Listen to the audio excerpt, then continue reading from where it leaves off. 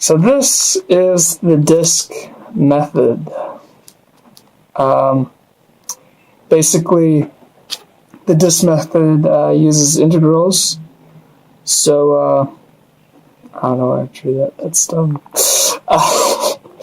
Anyway, so today we will be looking at this graph of a function of y equals x bounded by, of course, oh my gosh. Anyway,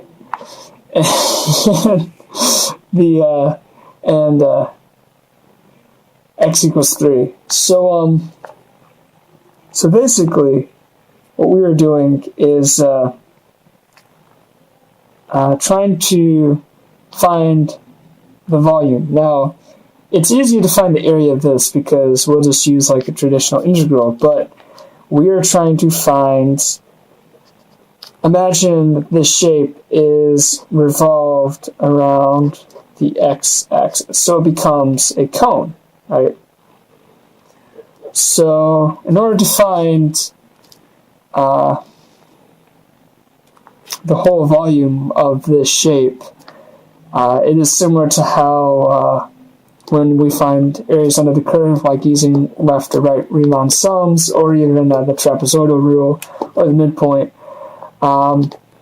we have infinite amount of disks within this shape. Now, to find the volume of each disk, wow, that's really bad, holy cow.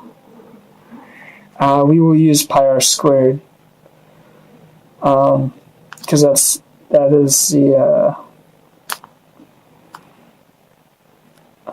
formula for finding areas of disks, and dx, of course, because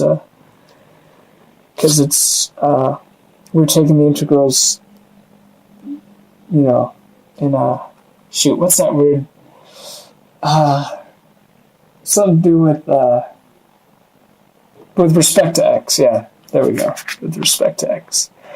Now, basically, this is filled with an infinite amount of disks, and the more amount of disks that we use to find the volume, the better off we are. Which is why we will use an integral to find our amount of disks. Now, we will use this, and in substitute of our r value is just this right here, right? This would be r. But that is also equal to f of x, as previously seen here. So all we will do, we'll just replace our r value with f of x. Now this is an easy problem because our f of x is just x. So if we just look over there, it's just x, right? So x squared pi dx. Sorry, I said that all weird ordered, but pi times x squared times dx. With respect to x, not necessarily times dx. So this will be what we are using to find the integral, or this will be our integrand, I want to say. Yeah, integrand. So in order to solve this, we'll take the antiderivative. We could actually put that pi out front.